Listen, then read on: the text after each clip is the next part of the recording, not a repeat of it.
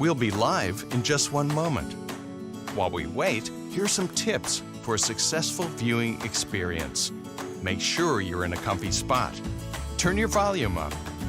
Get a sneak peek at what's coming next by clicking the red live icon on the right side of your screen. Turn on subtitles by using the language picker located above the video player.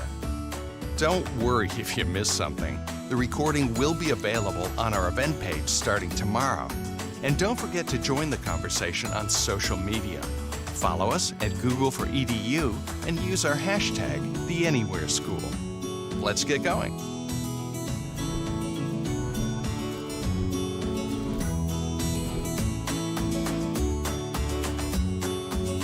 Hi everyone, welcome. Thank you for joining us for the Anywhere School 2021. We're so grateful you're here. I'm Jenny, and I'm the Global Head of Education Impact at Google. Prior to joining the team here, I spent over a decade in schools here in Chicago teaching 4th grade math and science, serving as an instructional coach and building leader, and then as a district-level administrator. So today feels like a homecoming for me, spending time in this virtual teacher's lounge with other career educators like you. And fun fact, today is my birthday. I can't imagine a better gift than being here with you today. For me, a birthday represents a moment to reflect back and look forward. And we can all do plenty of both right now. As a former teacher and district leader, I know personally how hard your jobs were. But I cannot imagine how much more challenging they've become over this past year. School has become more than one singular place, and the world finally realized what we already knew. Nothing can replace the power of a good teacher. The upcoming school year represents a chance to rebuild and rethink. But there are still many uncertainties and plenty of unknowns. More than anything, we want you to know that you're not alone. In the last year, we've launched more than 45 features in response to daunting new challenges brought about by the pandemic, and a shift to entirely new ways of teaching and learning. We believe that being helpful starts by first listening to what you need and then building it. And we're not going anywhere. Our goal is to find ways for our technology to continue being helpful, no matter what this new school year might bring. So today you'll hear from many of my teammates about the 45 new tools and features across our education products, including Classroom, Meet, Google Workspace for Education, and Chrome. These are all focused around a few core principles. First, collaboration. Virtually or in person, our tools are all about connecting you in meaningful ways. And now we're adding even more ways to work and learn together. Easy to use. Your time is a precious commodity, now more than ever. And so we're announcing new features that make our products even easier to use, giving you time back to focus on what matters to you and less on what doesn't. Engaging and inclusive. Whether you're back to in-person learning, still fully remote, or a hybrid of the two, we know the future will look a little different for everyone. We're introducing features to help ensure our products work for each of your learners, wherever they might be. Safe and secure. Underpinning everything we do, we know that a safe digital environment is critical and that you've placed your trust in us to protect your privacy and the privacy of your students.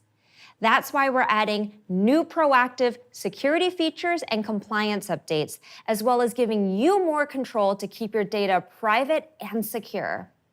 But the technology itself is not what's exciting. For us, it's all about what you can do with it. So today, you'll also have the chance to hear from 4 very different school leaders as they share their approaches to digital transformation, the highs and the lows, and the impact it's had on their students and communities.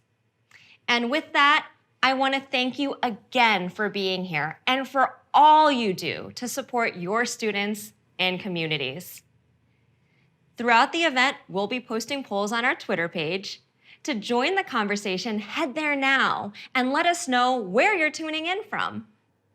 And now for today's agenda. We'll start with what many of you have been waiting for, new feature announcements. You'll then hear more about how Google for Education helps you provide your school community with safe digital learning environments. And we'll finish up with a global customer panel.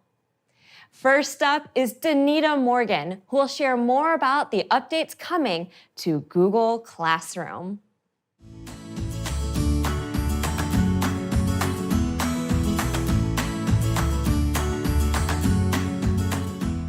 Thanks, Jenny, and happy birthday. Hi, everyone. My name is Danita, and I'm a program manager for Classroom. Today, I'm going to share new Classroom updates and do a few demos on some of the features we told you about in February. But first, I wanted to salute all the teachers, education leaders, and families.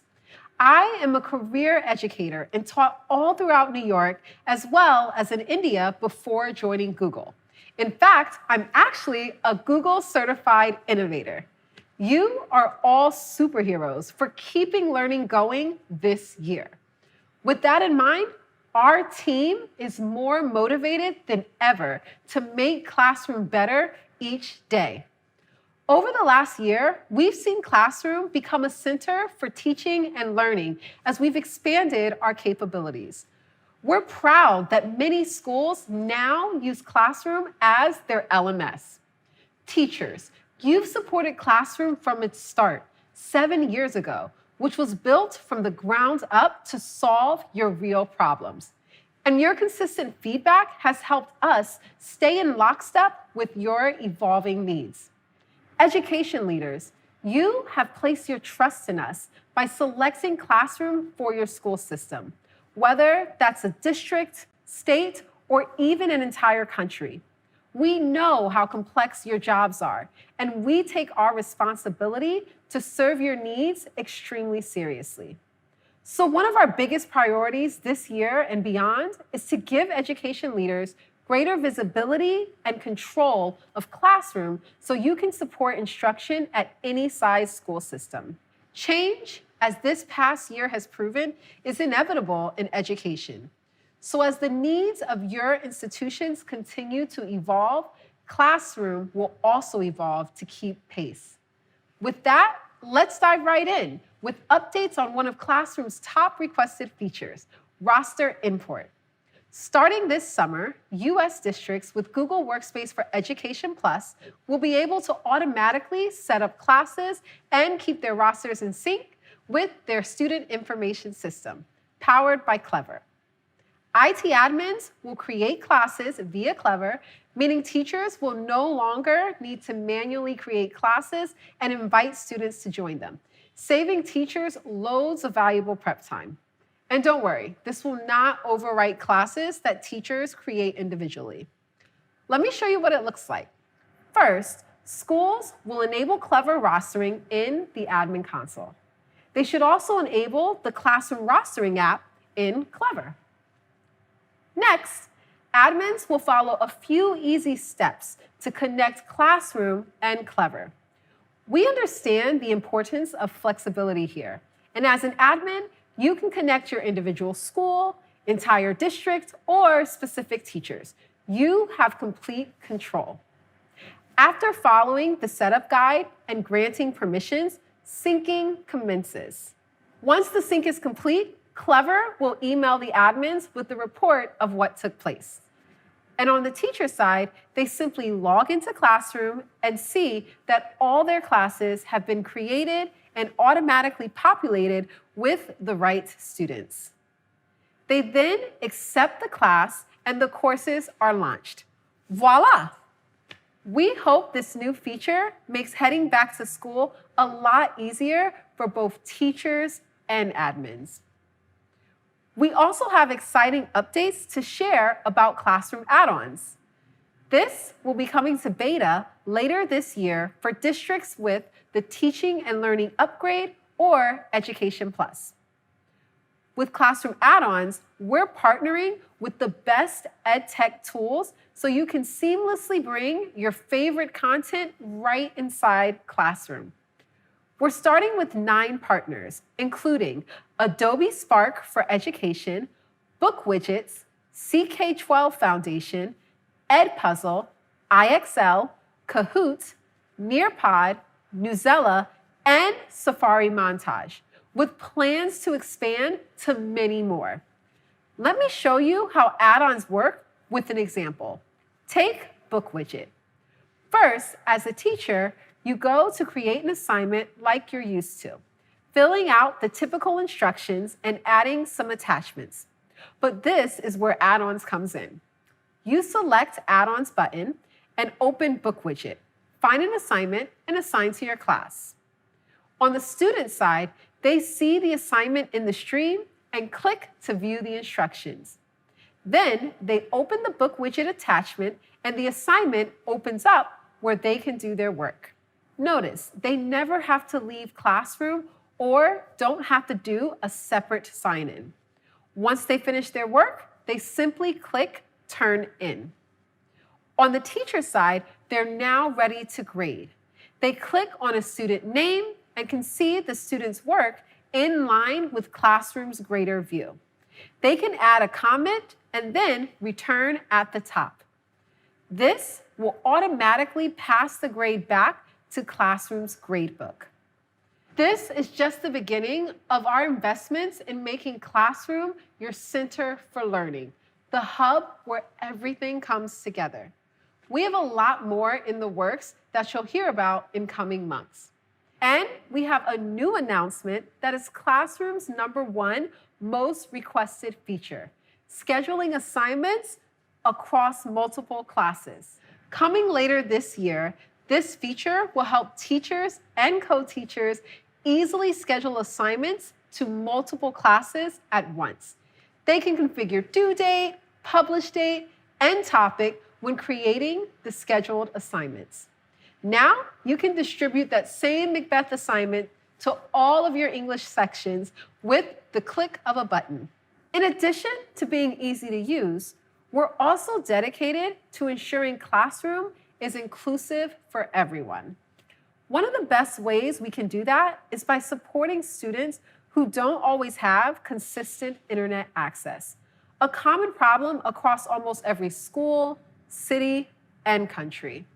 To help with this, we're launching offline capabilities in the Classroom Android mobile app in the coming months. With offline mode, there's a whole new world of possibilities where learning can keep going regardless of connectivity.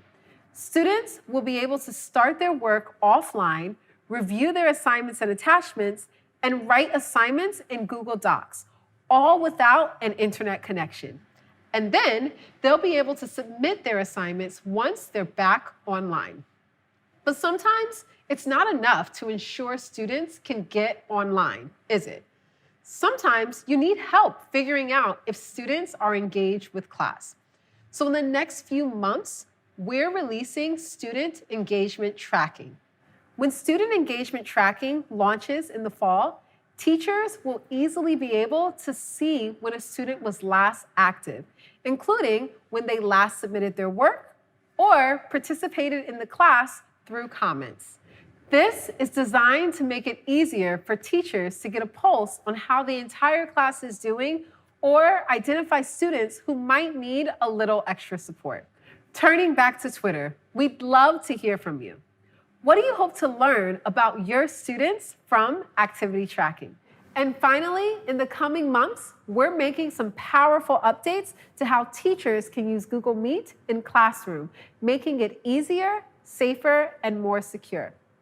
Let me show you how some of the best perks with the new feature will work. First, let's create a Meet link for our Classroom course with this button on the left.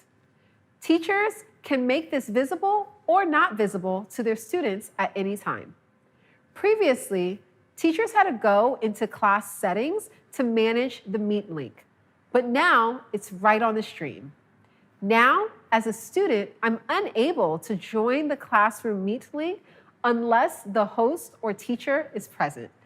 This means students can't be in a meeting unsupervised. Once you join from the teacher's side, students can join automatically.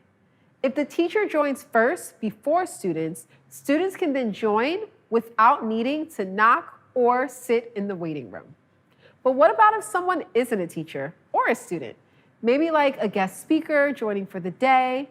If they have the Meet link, they'll be forced to ask to join. So no unwanted participants can get into the class.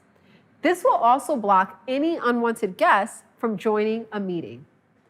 When this launches, all co-teachers in a class will also automatically be co-hosts in the meeting.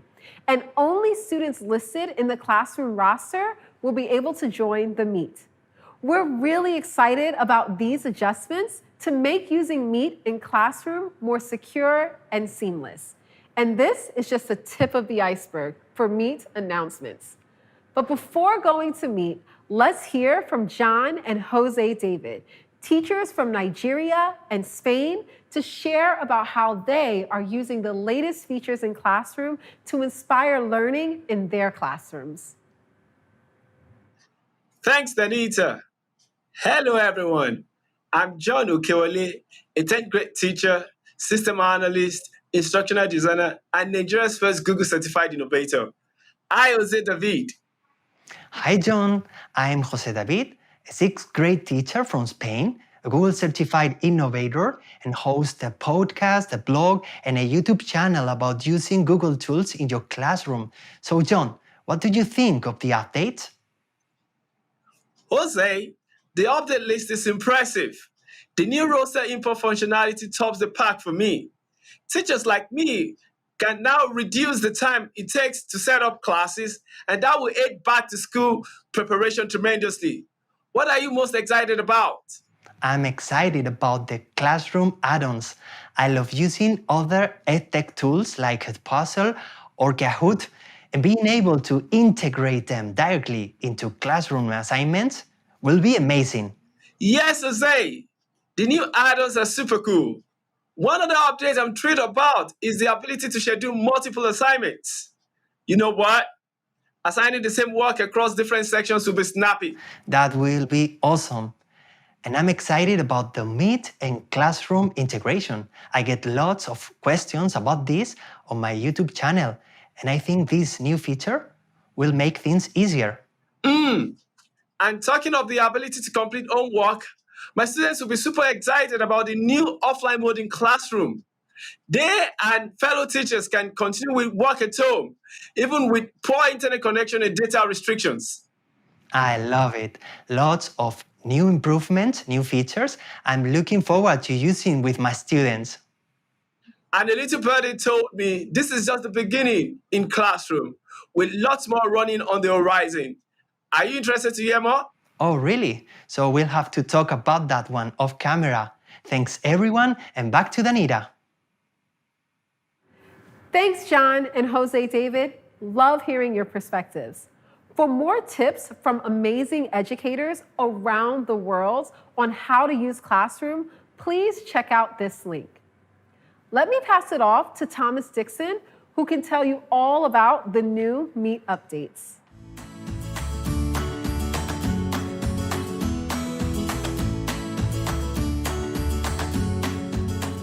Hi, I'm Thomas Dixon, or TD, Program Manager working with the Google Meet team. A little over 1 year ago, video conferencing became an essential tool for teaching, learning, and staying connected. We've been inspired how Meet has enabled educators like you and students to connect anytime, anywhere, and we're working hard to make sure Meet continues to serve the evolving needs of your school communities. Let me first provide an update on how we're making Meet even easier to use. In order to make it easier for you to engage with your students while presenting, we've recently rolled out a new, refreshed Meet experience that allows you to see your presentation content and your students at the same time. You can easily unpin your presentation to see more of your students on the call, and names are always visible, so you can quickly see who's who. We also recently announced that Meet will soon start supporting multiple hosts, making it easier for you to partner with other people helping to manage a class. You'll be able to choose hosts in meetings, and all meeting hosts will have access to safety controls by default. This feature will be rolling out in the coming months, and we've put together a demo to show you how it will work. Imagine I'm a teacher who wants to make a visiting teacher a co-host as well so they can lead today's class. First, I open up the people panel to see everyone in the meeting. I select my co-teacher, Alexis, and choose Add as Co-host. Now, from Alexis's perspective, I am now co-host and can access all of the same safety controls as the original meeting host. And as Danita mentioned earlier, once the classroom integration launches, all co-teachers on the classroom roster will be co-hosts automatically. We're also making a number of improvements which will make Meet even more engaging and inclusive for all types of learners. In the coming weeks, we're improving hand raising so students can participate with even more confidence, and teachers can easily see and hear who raised their hand with an improved hand raise icon and sound.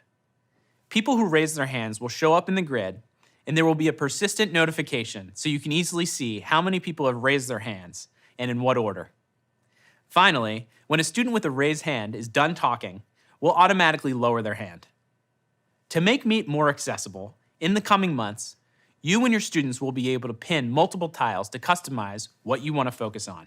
Students, for example, can easily pin a sign language interpreter in addition to the teacher, so they can see both at the same time. Earlier this year, we announced that Meet would soon support closed captions in 5 languages to help people follow along and stay engaged. In the past few weeks, we've launched those to people everywhere. For educators with the Teaching and Learning Upgrade, or Education Plus, we're introducing features to help you take engagement and inclusivity to the next level. For those of you who teach multilingual classrooms, you'll be happy to hear that later this year, Meet will offer live translated captions. This will be especially helpful to facilitate meetings between educators and parents or guardians, or students who might speak different languages. Let's check out a demo to see how this will work. In this example, the person speaking is talking in English, but I want to see what they're saying in Spanish. First, I navigate to the bottom bar and turn on captions. Next, I turn on Translate Captions and leave Spanish selected. Now, as they talk in English, I will start to see real-time captions in Spanish. In the coming months, you'll also be able to use closed captions during live streams. Also coming later this year, you'll be able to host public live streams that anyone outside of your school domain can attend, making it easier to host school board meetings, school events, and more.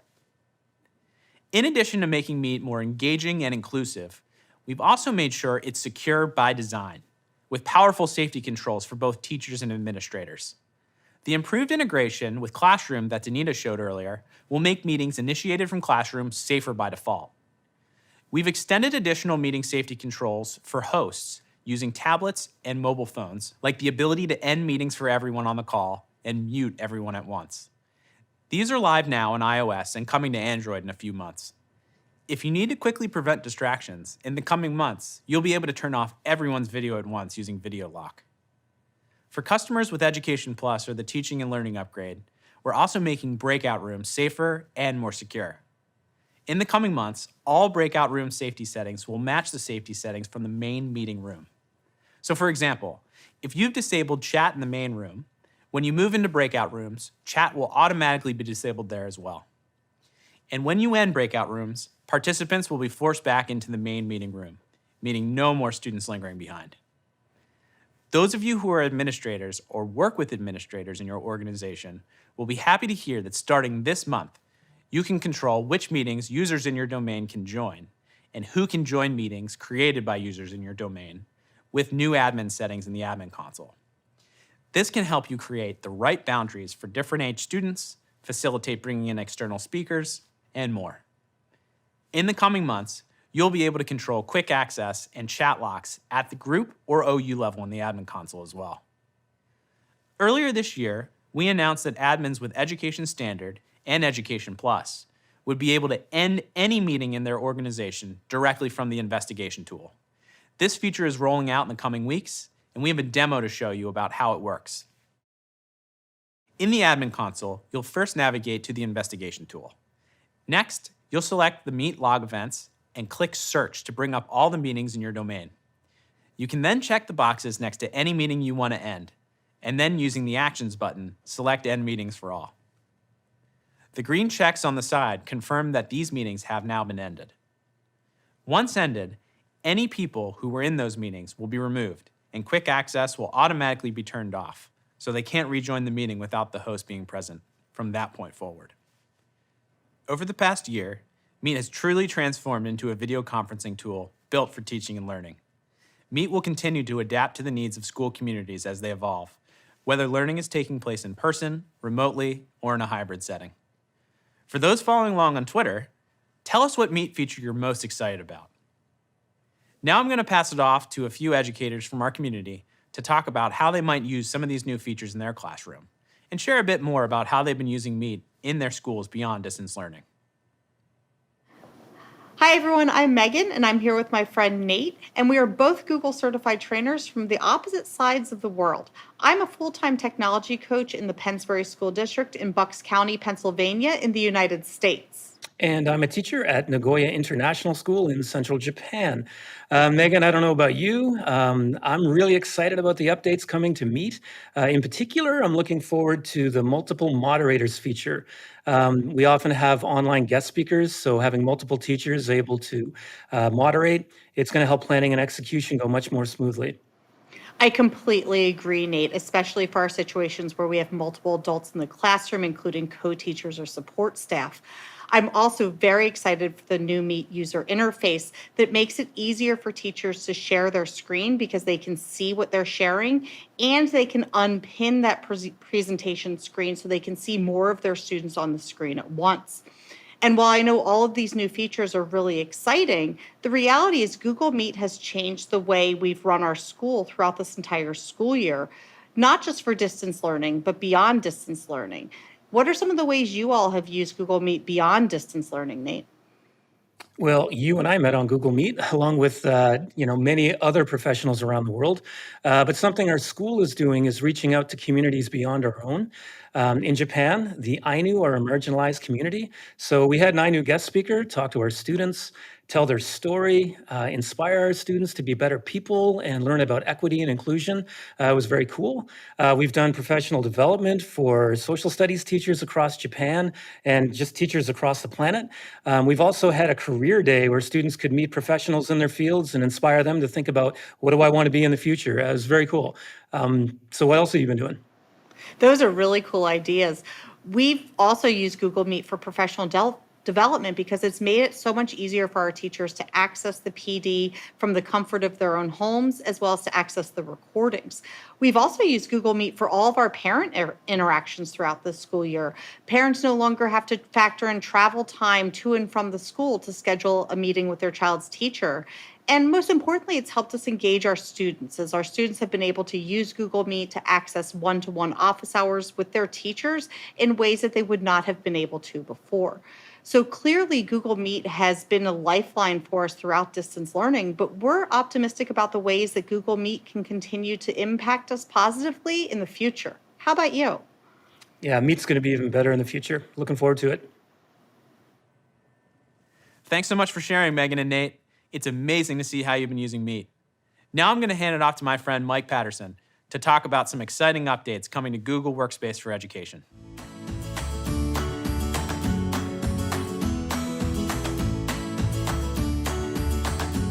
Hi, my name is Mike Patterson, and I'm a proud former classroom teacher and administrator and member of the Google for Education team. Previously known as G Suite for Education, Google Workspace for Education empowers your school community with simple and flexible tools to better collaborate, manage classes, and create safe learning environments. Today, I'm going to share the latest updates that deliver the next evolution of collaboration in our products. So whether you're a student working with your classmates on a project or an educator communicating with your colleagues, we're making it easier for you to connect, collaborate, and effectively get things done. Last month, we announced Smart Canvas, a new experience that enhances collaboration in the apps that you use every day, like Docs, Sheets, and Slides, by making them even more interactive and intelligent. One new feature of this experience is Smart Chips, which allow you to pull in helpful information from other Google Workspace products while working in a document. For example, if you're a student working on a group project, you can quickly embed files from Drive or tag other students in your group right into your document by typing the @ sign. Once people are tagged, just hover over their name to quickly chat, email, or set up a meeting. We also recently added interactive checklists to Docs to help you stay on track with whatever you're working on. Checklists are similar to bulleted lists, except you can mark items once they are complete. So satisfying to click that little box. In the coming months, we're introducing table templates in Docs. One of my favorites is topic voting templates, which lets you easily gather feedback directly in Docs. You could use this by having your class vote on topic or project ideas, keeping them engaged and involved in their learning. Imagine using this to ask the time-honored question of, what are we doing this summer? Last year, we introduced grammar suggestions in Docs to help provide tips and catch tricky grammatical errors. For Education Plus customers, later this year, we're rolling out the next phase of writing tips in Docs and adding assisted sheet analysis in Sheets. In Docs, this will include warnings about offensive words and language, as well as other stylistic suggestions. Admins can easily turn this off if they prefer not to have it on in their domain. In Sheets, assisted analysis will provide formula suggestions that make it easier for everyone, not just data analysts, to derive insights from data. These suggestions can help guide students and reinforce concepts to make their writing and analysis skills more impactful. We're also making our products work together more seamlessly, so teachers can focus on what they do best. You can now easily present your content to Google Meet directly from Docs, Sheets, and Slides with the click of a button.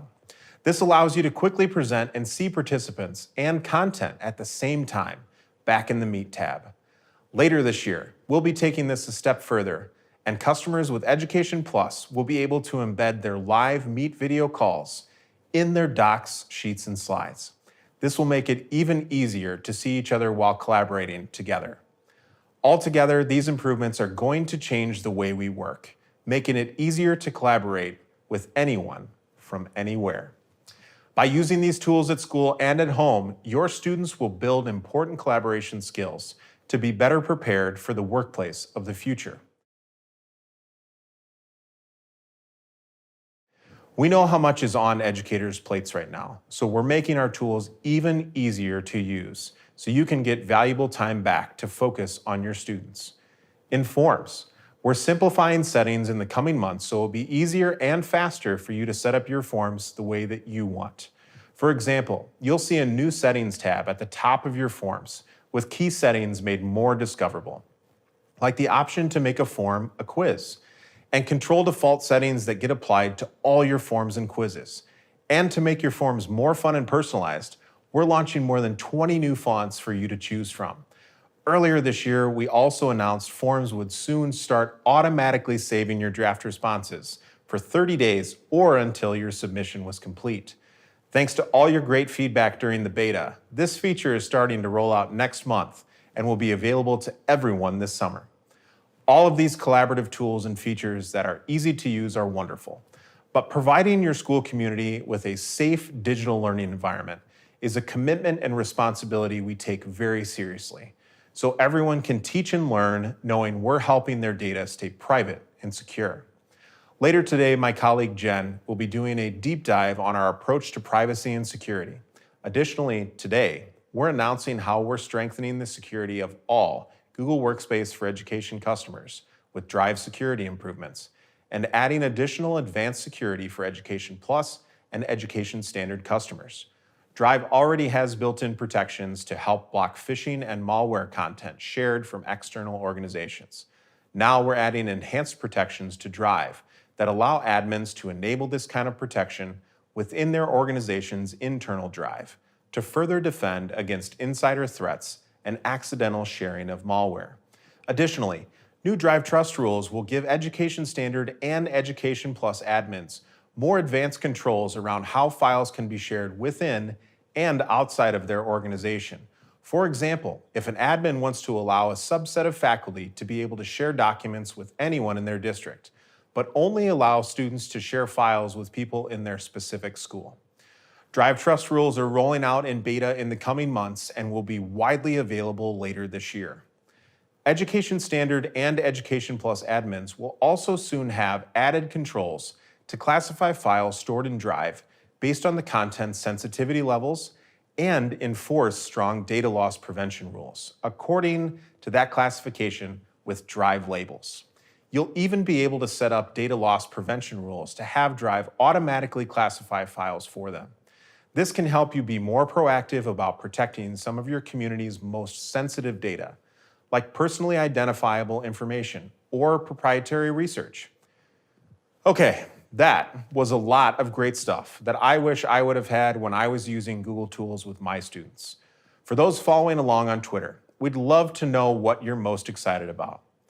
Now I'm going to pass it off to Lucy and Peter, educators from the United States and Brazil, to talk about how they might use some of these new features in their classroom. Thanks, Mike. And hello, everyone. My name is Lucy, and I'm a middle school teacher in Burbank, California, in the United States. And my name is Peter. I'm a technology teacher at the Pan American School of Bahia here in Brazil. Honored to be here today. Me too, Peter. It seems like we both work in a multicultural, multilingual environment. That's pretty cool. Awesome, Lucy. That's great. Then tell me one thing. What were you most excited about the new updates? There are a lot of things I'm really excited about, but one thing I'm a big fan of is forms. And I am so excited for this autosave feature that's coming soon. I can already imagine starting something on Monday, saving it, and then coming back to it later in the week. And that is going to be a game changer for me and my classroom. What about you? Yeah, absolutely.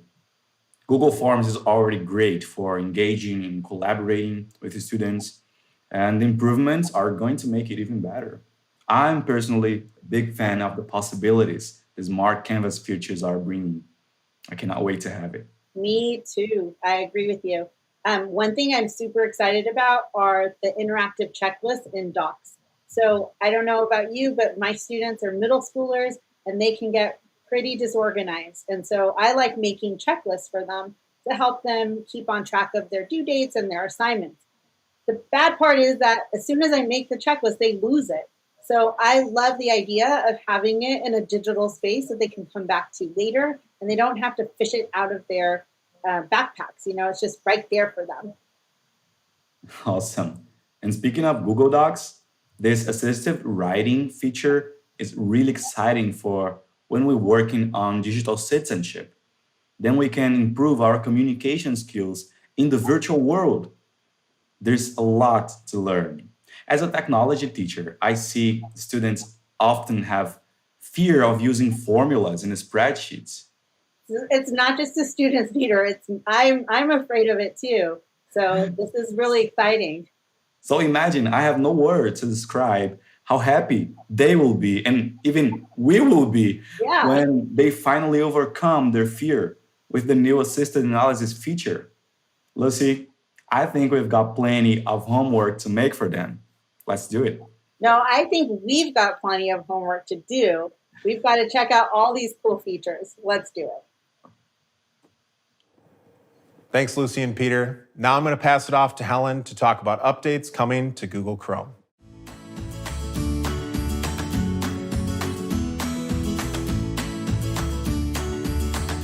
Hi, I'm Helen Zoe, Product Manager on the Education and Family teams on Chrome OS.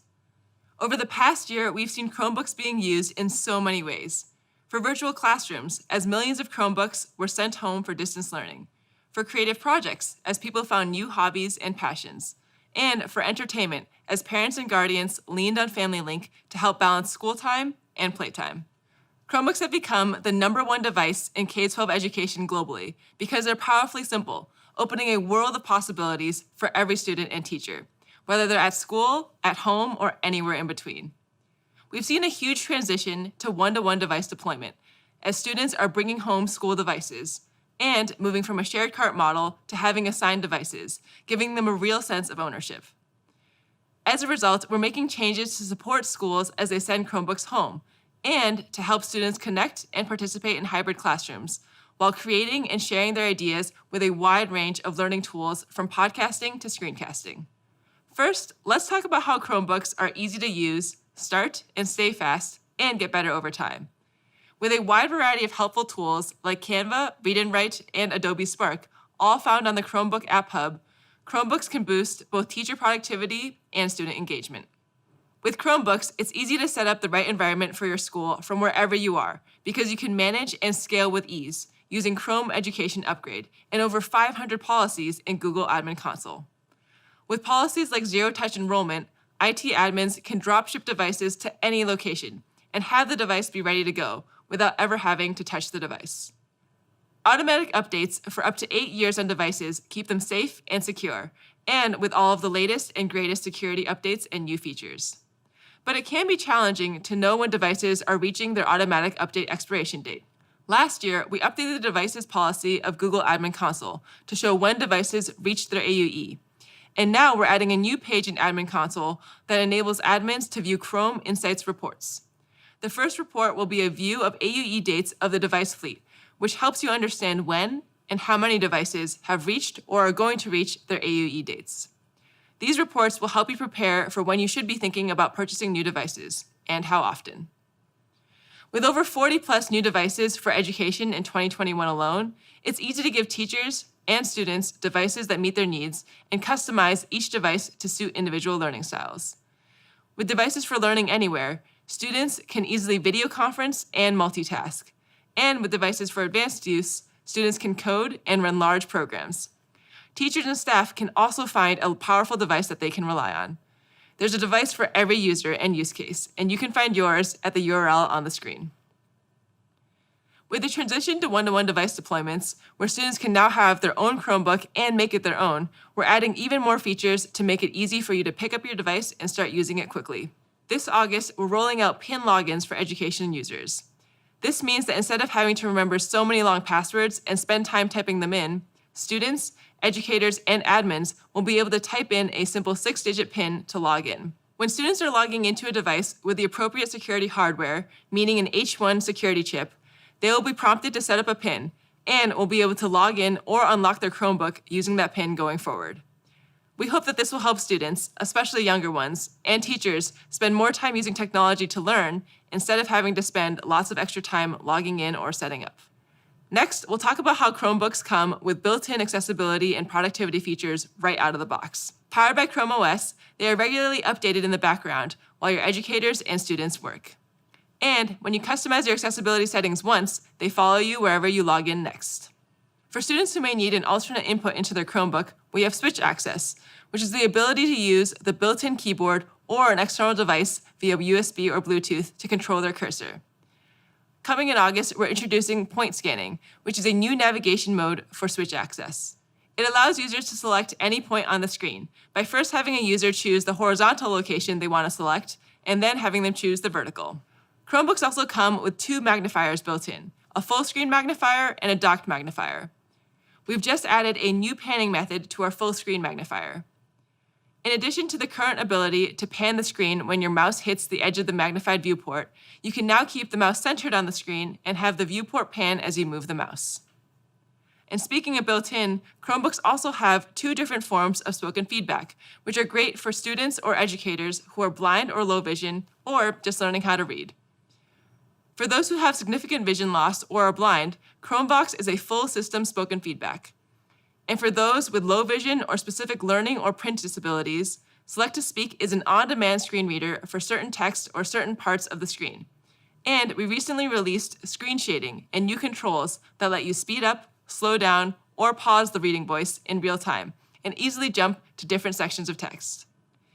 To help users better understand how to use Chromebox, we just released new tutorials, including a quick orientation for new users, which automatically launches when Chromebox is activated, along with interactive lessons, which ask users to execute commands or press designated keys to continue, and a practice area for small set of lessons, which allows users to practice what they've learned in a sandbox environment. Best of all, the tutorial is also available for touch devices. Finally, to ensure that your school and students stay safe, every Chromebook comes with advanced security at the core. Built-in security features include automatic updates, sandboxing, verified boot, data encryption, and more. We'll talk more about Google for Education's commitment to security and privacy in the next session. We're excited to see how you'll be using Chromebooks in your classrooms and at home this year. Now I'll hand it over to 2 educators from the US to talk about how they'll be using these features. Thanks, Helen.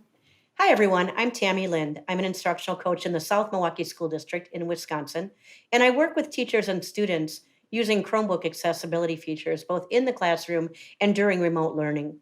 And hi there, I'm Susan Herder. I'm a technology coordinator for Mounds View Public Schools in Minnesota. We've been a Google district for over 10 years, and we have about 12,000 Chromebooks that we manage. So, Tammy, what did you think of those Chrome OS updates? I know that they are really going to impact our kids, and I can't wait to get started using them with teachers. Teachers are going to be so happy with the PIN login. I know that our teachers of our youngest students have spent so much time just teaching them to log into the Chromebooks that this is going to be a game changer for them. They're going to be able to focus more on the instruction rather than those tech issues. Absolutely. We use our Chromebooks all the way down to 4-year-olds, and the PIN feature is going to come in really handy. When we closed in 2020 and went to remote learning, we had to really work with our youngers to make sure that they could log into their Chromebooks and get what they needed. With the new PIN login, that is going to make it so much nicer for teachers and for staff. Mm-hmm.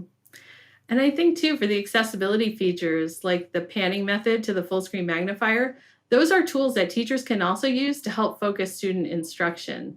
So we can use them well beyond just the accessibility piece, but to really enhance teaching and learning. That's a great idea. With these features, any student, teacher, or staff member who would benefit from assistive technology and accessibility just will have access. The tutorials are really going to come in handy for people that are just getting started in assistive technology. Yeah, I can't wait to get the Chromebooks back into the hands of the 12,000 teachers and students this fall. We're having our 6th graders through 12th graders take the Chromebooks home so we can extend learning anytime, anywhere. That's great. We're starting an elementary virtual academy for families that have chosen to stay virtual into next fall. And our kids are going to be using their Chromebooks all day, every day. The new features are going to come in really handy. I can't wait to hear how that goes. Thanks, everyone. Back to you, Helen. Thanks, Tammy and Susan. Now we'll hear from Jen about our commitment to helping schools build safer digital learning environments.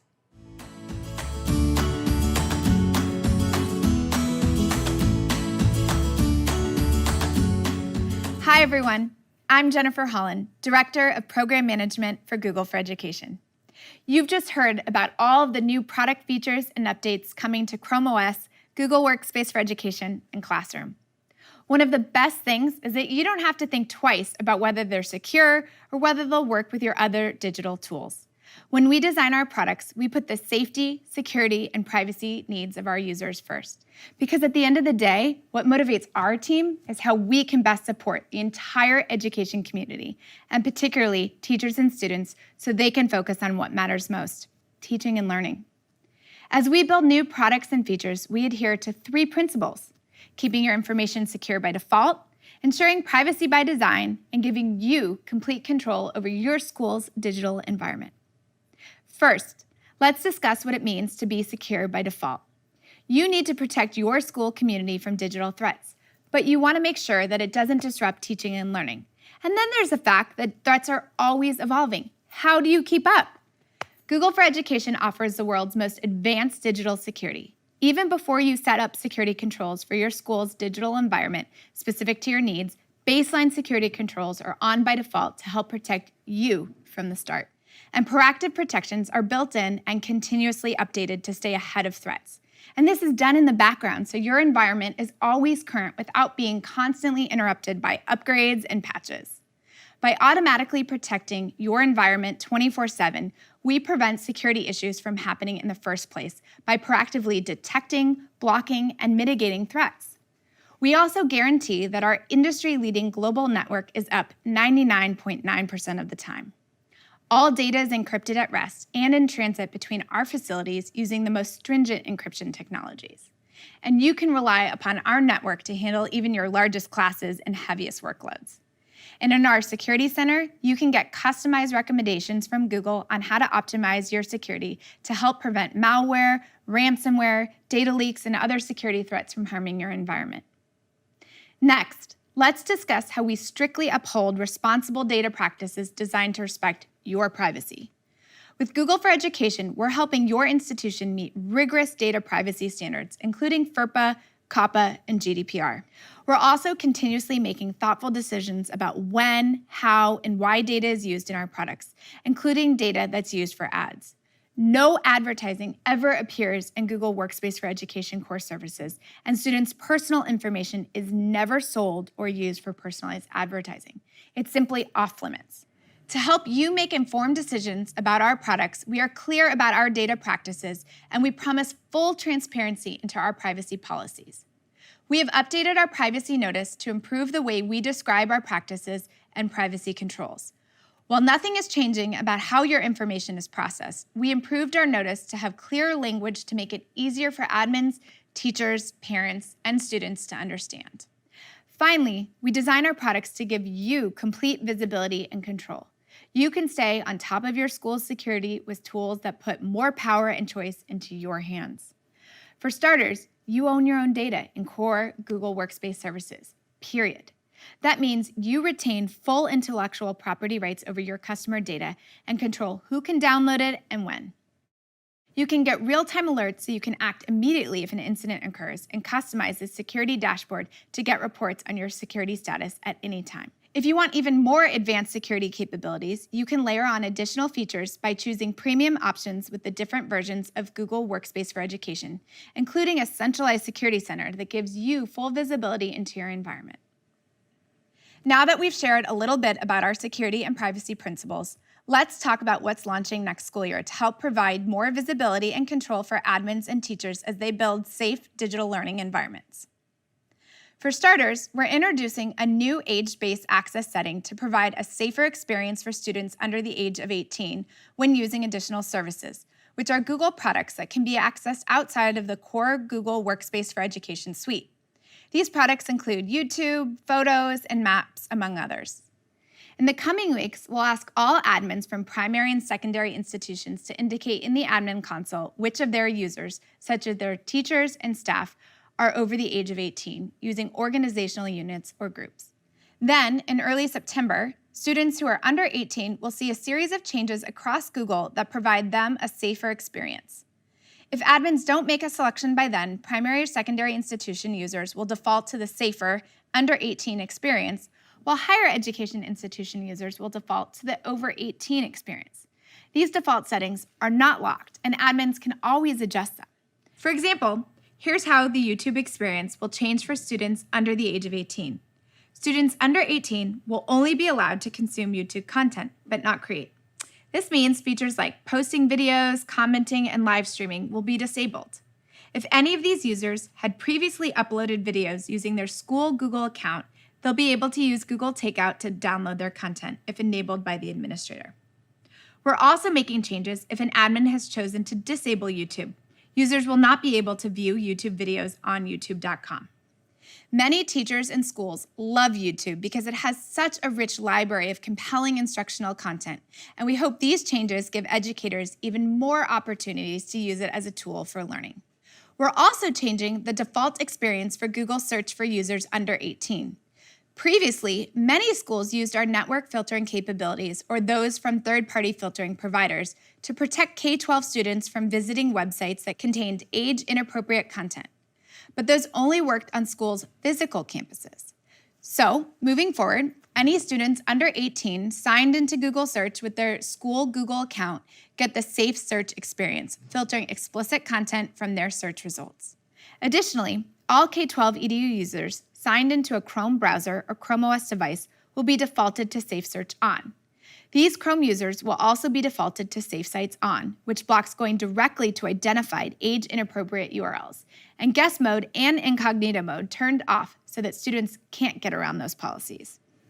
These policies will be changing for both new and existing K-12 EDU users, and those who have not overridden these policy defaults will see the new ones later this year.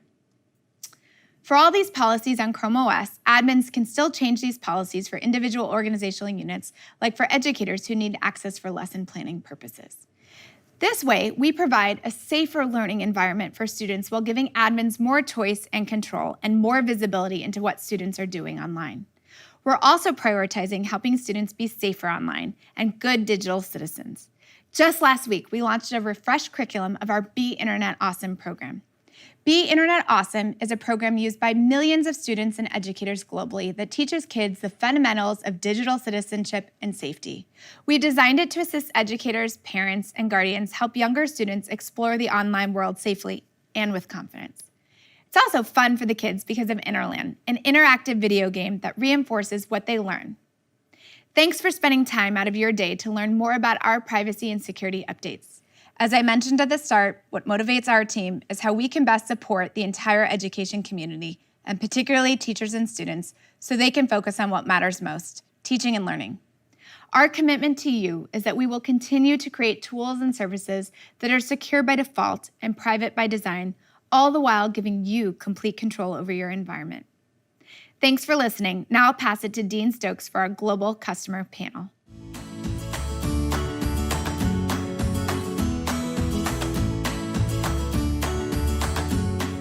Welcome to the Anywhere Schools Global Customer Panel.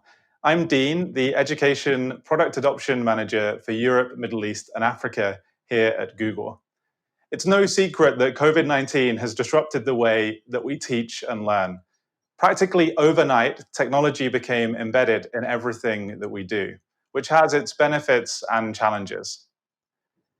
Across the globe, we've seen you, educators and school leaders, respond in extraordinary ways. And we have 4 people with us today to talk to us about their journeys.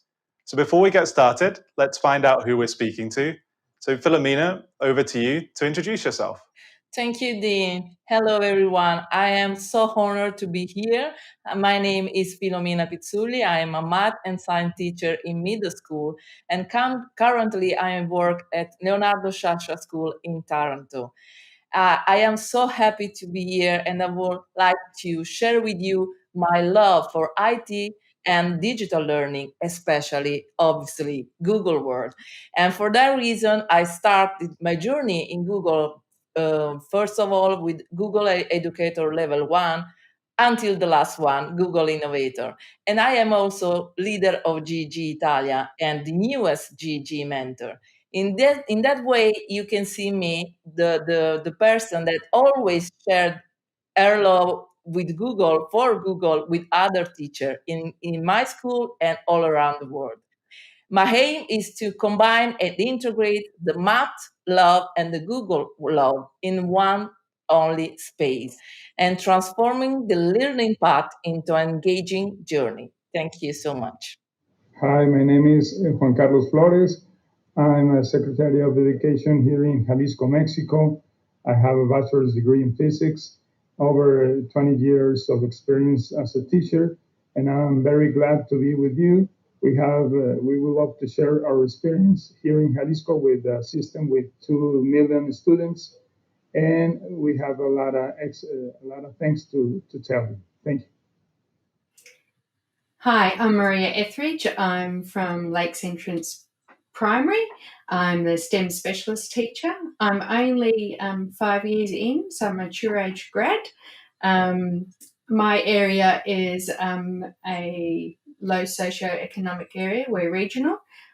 We have also a high Indigenous Australian population. And we're back to face-to-face in our area, but we had a steep learning curve and accelerated technology adoption. Hello, everyone. My name is Dr. Shirley Chavarria. I am the Chief Officer of Teaching and Learning for Chicago Public Schools in Chicago, Illinois. We serve close to 340,000 students, and we've been on quite a journey this year. We started fully remote. I'm proud to say that we now have opened all of our buildings for in-person instruction in a hybrid model. And this fall, we're really excited to return to 5 days of in-person instruction while providing students with medical fragile needs with continued remote options.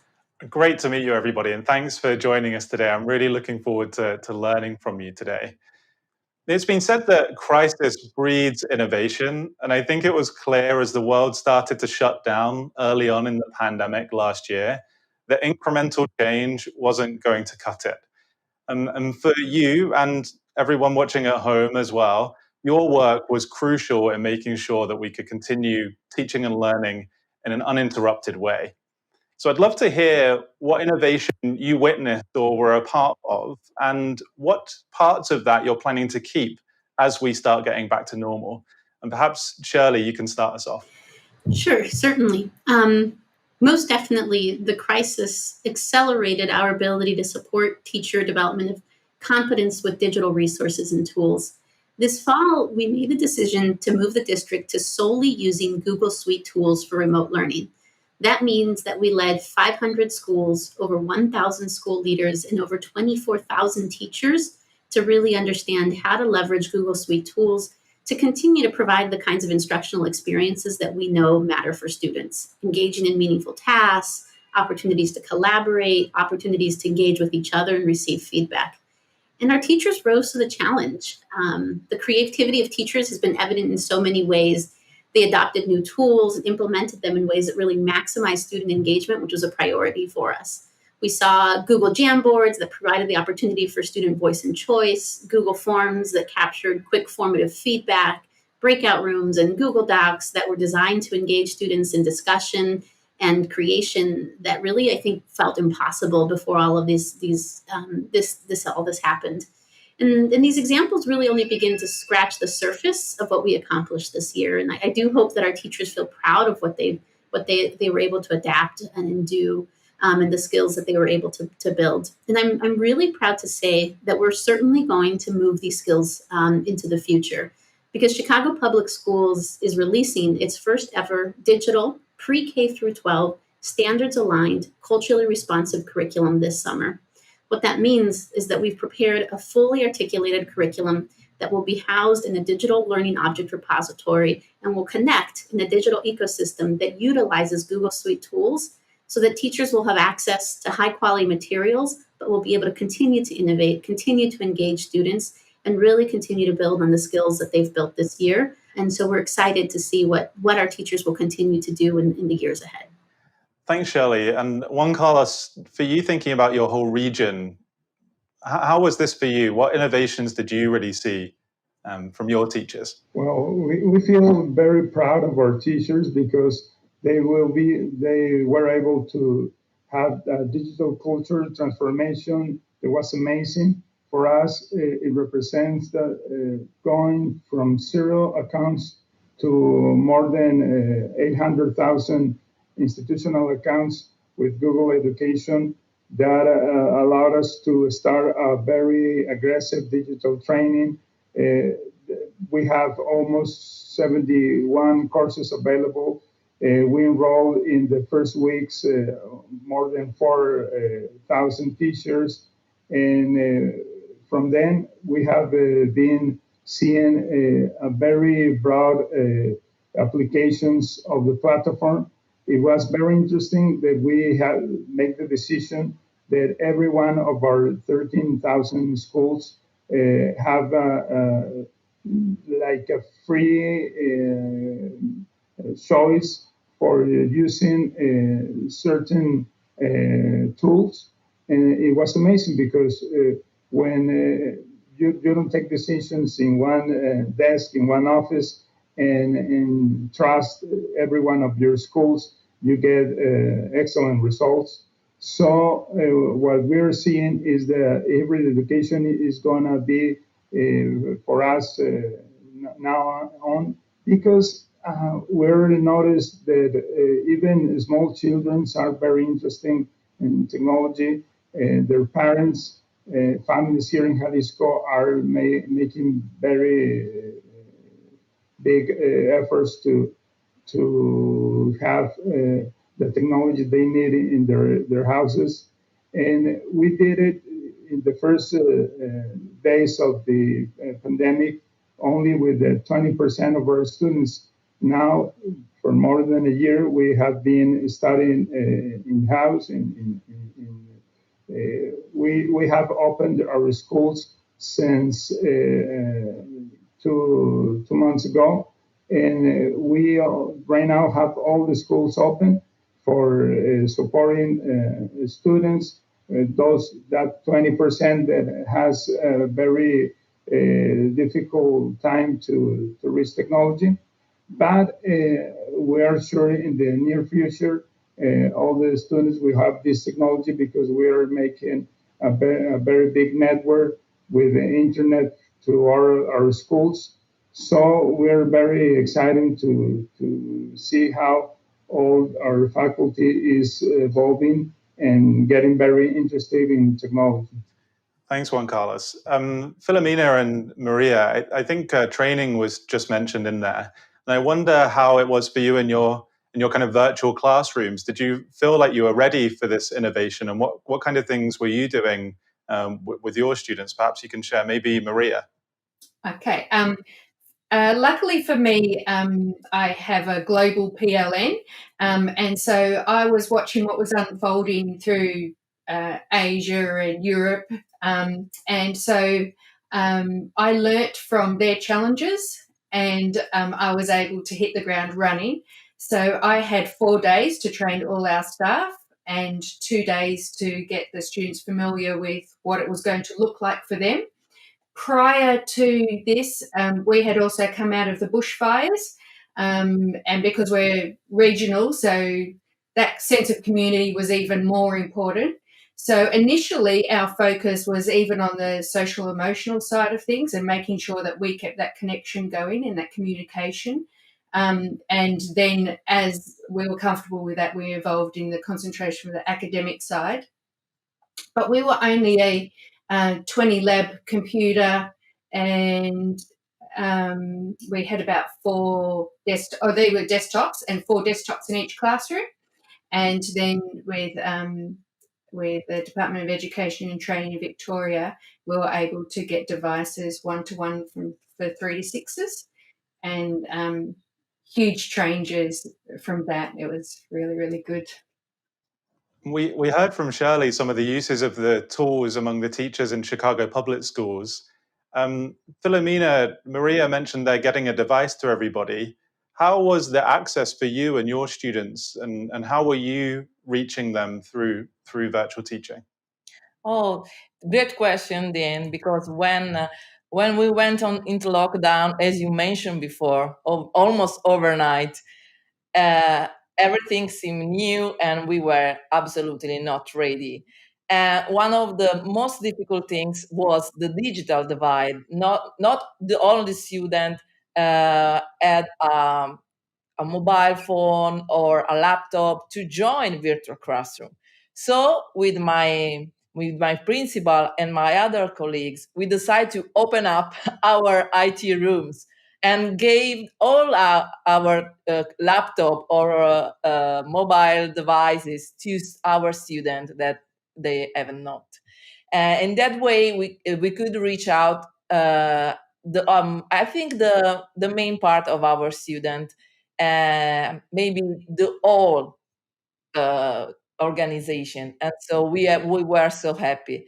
But at the same time, we had so much difficulties because not all the student or the family were ready to join the virtual classroom, to use Google Workspace username, password, and we spent so much time on the phone. For example, I answered so many calls from grandparents to them, also grandparents, because they are the people that take care of children, and maybe sometimes they help the grandchildren to join virtual classroom. And then when we come back this year on September, we went in person, totally in person at the beginning. Then we we had hard times in Italy, and students say talk to teacher and say, teacher, why we don't keep Google Classroom? Why we don't use Jamboard? However, if we are in person, and that was the moment that I realized that the innovation, the transformation was done.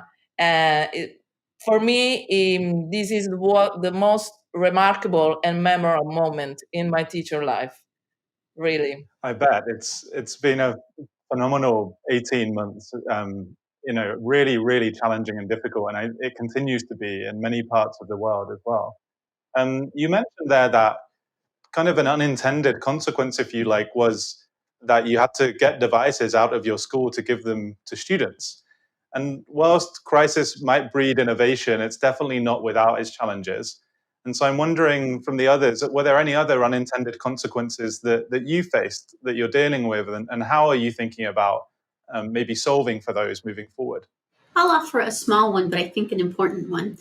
So when we moved to remote instruction, we took care to really articulate and craft the expectations for what we felt was everything. So, who could be in a Google room and when adults would be there and what the expectations would be, how much time should be spent in literacy versus math, and within that time for literacy and math, how much of it should be synchronous and asynchronous, and what qualifies as synchronous and what qualifies as asynchronous, and all of this kind of very much kind of detail and agony about how to reconstruct our world for instruction. But one thing we didn't include was ideas or suggestions for how to support less structured student social time, or in other words, recess. So we got remote learning off the ground, and we heard loud and clear from our students and our families that they missed recess. They missed having the time to connect with friends outside of academics and interact and play and talk to each other. And we just simply didn't account for that. And so certainly many school leaders and teachers did account for that, even though we didn't. And they independently came up for ways to make sure that they continued to provide that for students. But when we moved into a hybrid instruction, we were very intentional about making sure that we supported our schools with ideas for how to make sure that that student who is still at home and the student who is now in person had those opportunities for social interaction through things like maybe small lunch groups or structured playtime during recess through a meets. And while not huge, I do think it reminds us of this important thing, which is that we all desire the opportunity to connect, play, and experience joy together. And that as educators and as leaders, we have to also dedicate time and energy to ensuring that we make that possible for our students on a daily basis. So definitely something that I'll think about and continue to think about how we use technology and just value time in our school buildings. Definitely. I mean, I've been working from home since March last year, and I felt exactly the same, actually. One of the challenges at the beginning was I'm only really talking to my colleagues in meetings. And even for adults, for us, that social time is really important. And there can be an element of guilt that comes with that, I think, sometimes, that, I'm in class, so I should be working, or I'm speaking to my classmates and we should be doing work. But that time is really important. The rest of you, have you also faced kind of similar questions or anything related or different that's come up? We had a scenario. It was towards the end of remote learning for us. So the kids were allowed to return back, but we weren't allowed to have any parents on site. And being a regional area and community, as I've mentioned, and sport, being Australian, we had our cross-country, in-house cross-country event. And so because the parents couldn't be there on site, and we weren't even encouraging them to be outside the school around the fence area, we use Google Meet to stream it. We did live streaming, and we were one of the first uptakers of using live streaming. So that was exciting. And we had students commentate the race as well as having the live camera going. It was awesome. We got a write-up in the paper, and it was really, really good. I love that. Unintended consequences can maybe have kind of negative connotations, right? But that sounds like something that was super fun for the students as well. Do you think it's something that you'll carry on and you'll do again in future? I hope so, because there was a level of involvement that was different. And so the kids that couldn't participate or didn't enjoy participating in the running could be commentators. So there was still a whole community involvement, a whole school community. So it was good. I guess related to that point, I think it's fair to say that some students have probably thrived in this situation. They've maybe been able to connect differently, and this has worked really well for them. And on the flip side, there are students that will have really struggled with just looking at a screen and interacting with teachers and their classmates through a screen. How has that come up for you? Are there any examples that you can think of where teachers have faced this and come up with really interesting solutions? Well, in our case in Jalisco, we have a very big problem with the communication with parents. So we thought it was very interesting for us to support families to have at least a minimum condition for students to have access to education during the pandemic. So what we are starting to do is have webinars for families. We create Recrea Familia, which is like a conference to support the parents to show them the briefs of the technology, the ABC of technology, and it worked very well. We have a Congress. We were expecting just a few parents. Right now, the video of the entire Congress that is about 10 hours long, it has more than 200,000 views. So I think parents are going to be very important. They are very important in education, obviously. But now with technology, they are starting to feel confident and supporting their kids. And for us, is very interesting. And thanks, Juan Carlos. Filomena, you mentioned that you were speaking with grandparents, parents on the phone as well. Did you do any kind of further scaled activities similar to the webinar that Juan Carlos mentioned? Were there things like that happening either at your school or in Italy more generally as well?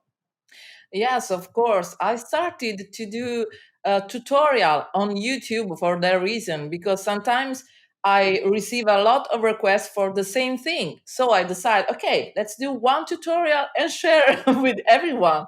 And for that reason, I started my YouTube channel. And when someone asks, oh, I need to know how I can join Google Classroom. Wait, I have a link for you. And so I keep doing.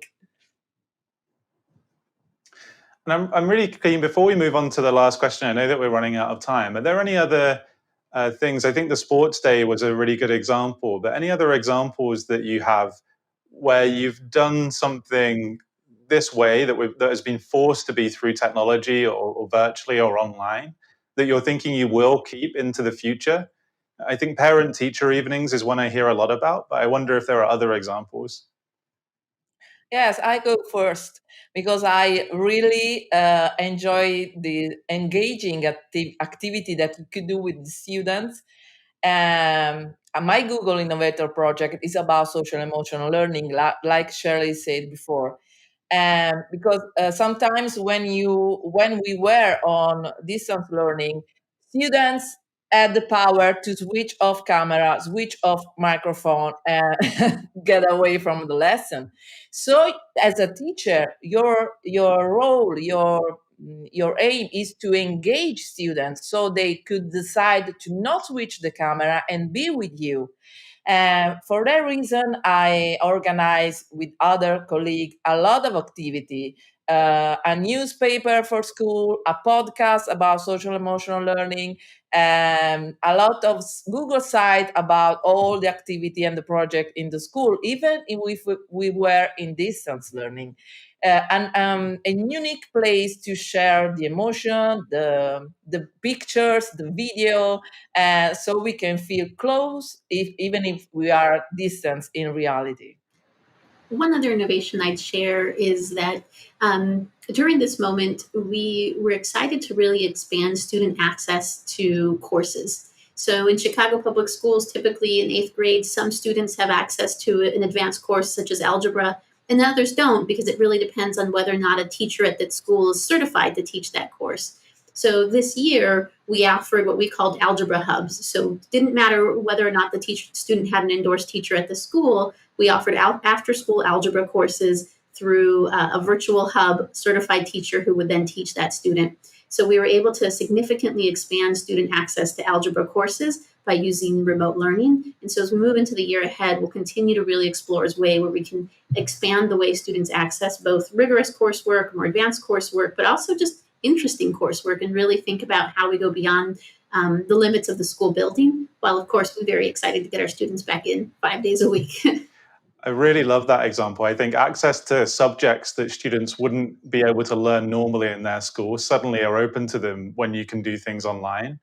And it's funny because I don't feel like that's a new idea, but it does feel like people are much more open to doing it now, having been through the experience of the last 18 months.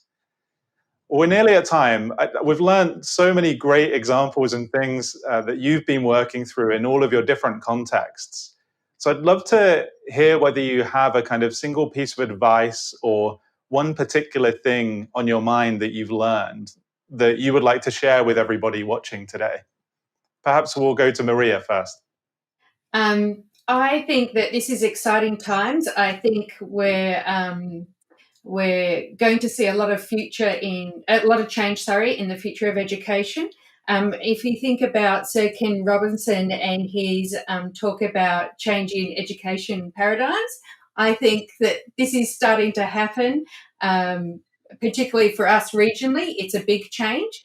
So I just encourage educators really to have a go and not be afraid, and that we're all lifelong learners, so we need to set the example for our students. Really love that. I always used to say to people when I was training, don't worry, you can't break it.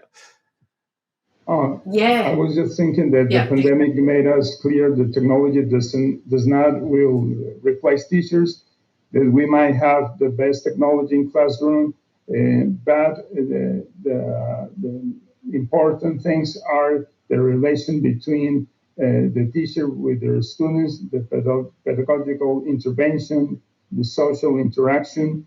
And therefore, I consider that our greatest learning during the pandemic has to be we have to emphasize the human aspect of education, prioritizing two fundamental components to achieve education development.